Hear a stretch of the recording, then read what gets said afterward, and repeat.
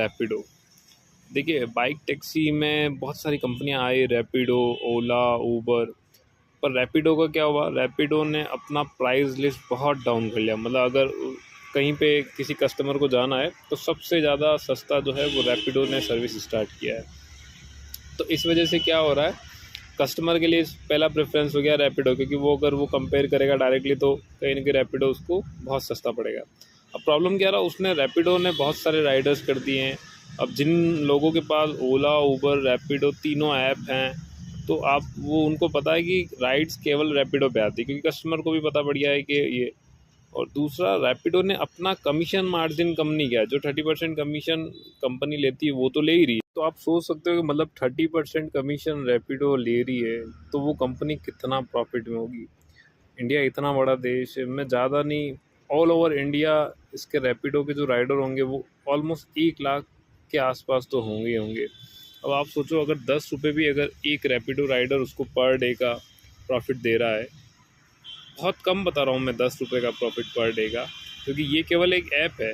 Mobile आपका, bike Rapido rider की, net उस रैपिडो राइडर का, बस वो केवल एक ऐप है। तो उस ऐप को मतलब मैनेज करने के लिए, दूसरा कस्टमर सपोर्ट के लिए उसने कुछ आदमी हायर कर रखे होंगे, तो मेंटेनेंस खर्चा मेरे हिसाब से बहुत कम होगा।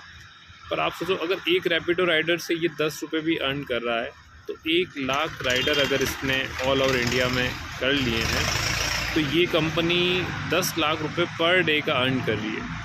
जाहिर सी बात है, कंपनी बहुत अच्छा प्रॉफिट में। पर प्रॉब्लम क्या आ रही है, इस कंपनी ने अपने शेयर जो हैं शेयर मार्केट में लॉन्च नहीं किए। सबसे बड़ी बात, अगर जैसे क्या होता है, सबको पता है ये कंपनी प्रॉफिट में है, शेयर मार्केट में अगर ये कंपनी लॉन्च होती तो बहुत से लोग इसके शेयर खरीद लेते, अडॉप्ट कर लेते, क्योंकि इसका मतलब जो उसने दूसरी कंपनियों को जैसे साइड कर दिया है, और खुद अभी सबसे ज़्यादा जो अर्न कर रही है, वो one of the most bike taxi में अर्न करने वाली कंपनी बन गई है।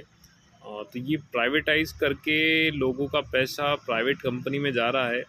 इसी को देखते हुए अमित शाह जी ने भी एक रिसेंट में एक ऑर्डर निकाला था कि हम भी एक गवर्नमेंट की तरफ से कुछ ऐप लॉन्च करेंगे जिसमें इतना कमीशन नहीं रहेगा। जो 30% कंपनी लेती है उसकी जगह केवल 10% रहेगा, और जो भी मार्जिन है जो भी है वो डायरेक्ट राइडर्स को मिलेगा। हालांकि अभी तक तो वो कोई ऐप या उन्होंने ऐसा कुछ लॉन्च किया नहीं है, केवल बातचीत चली है।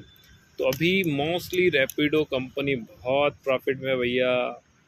तो और उसके अंदर एक बाइक बूस्ट करके एक ऑप्शन है, जो ड्राइवर्स है उनको भी पता है और जो कस्टमर है उनको भी पता, बहुत सस्ता पड़ता है। मतलब आप सोचो कि कहीं पे भी जाना है तो उसको 3 रुपये किलोमीटर के आसपास में वो पड़ रहा है। अब आप सोचो, कोई ड्राइवर पहले उसको पिकअप करता है, फिर उसको ड्रॉप करता है, फिर वहाँ से अगर उसको राइड नहीं मिल रही तो थोड़ा मूव करेगा, तो ऑलमोस्ट उसके लिए कोई मार्जिनेबल चीज़ नहीं रही है। ठीक है, किसी के पास इलेक्ट्रिक स्कूटर है, इलेक्ट्रिकल व्हीकल है, तो उसके लिए थोड़ा बहुत प्रॉफिटेबल है।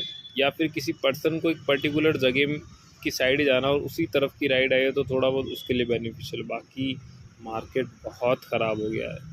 बाइक टैक्सी ड्राइवर में जो भी राइड करते हैं उन सबको पता है मार्केट बहुत ख़राब हो गया है। दूसरा क्या है, इसकी कोई यूनियन नहीं है। सभी, मैं जिससे भी बात करता हूँ वो कहते हैं भैया बाइक बुस्ट राइड को एक्सेप्ट मत करो। पर क्या है, क्योंकि यूनियन नहीं है तो ये ठीक है, आपको पता है, मुझे पता है, पर ये सभी राइडर्स को नहीं पता। ये सभी लोगों को पता है कि रैपिडो ने बहुत ख़राब स्कीम लॉन्च की है राइडर्स के लिए स्पेशली, क्योंकि इतना कम आप मार्जिन रखोगे और राइडर्स को अब क्या होता है, इनके बीच में मिसकम्युनिकेशन होता है। इसमें बहुत सारे ऐसे लोग भी हैं जो अच्छा अर्न कर रहे हैं, वो केवल शौक के लिए चला रहे हैं, तो वो उस राइड को एक्सेप्ट कर लेंगे और कस्टमर को ड्रॉप कर लेंगे। और क्या ओवरऑल देखा जाए तो बहुत ख़राब चीज़ है ये, क्योंकि इतना इसके ऊपर भी एक रूल्स रेगुलेशन होना चाहिए कि एटलीस्ट इतना फेयर होना ही चाहिए, तो एक मिनिमम फेयर हो। तो ये सिंपल सी एक मैंने आपको एक चीज़ बताई है। जो भी रैपिडो से रिलेटेड है उनको तो ये चीज़ बहुत समझ में आएगी, बाकी किसी को समझ में नहीं आए तो आप कमेंट कर सकते हो। Thank you very much.